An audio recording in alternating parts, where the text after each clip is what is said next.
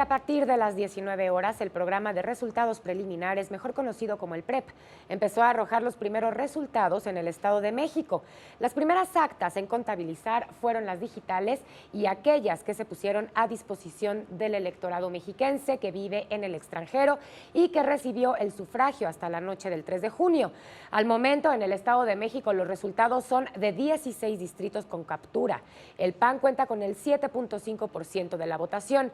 La coalición PRI Verde Ecologista de México, Nueva Alianza y Encuentro Social, el 33.8%. El PRD, 20.3%, PT, 0.54%, Morena, 33.9% y la candidata independiente, 1.9%.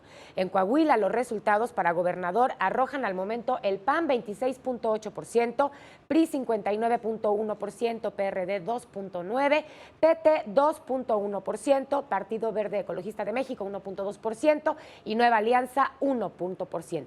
Vámonos a Veracruz, se registran 748 actas capturadas para la elección de ayuntamientos donde lidera la coalición PAN-PRD con el 31.6%.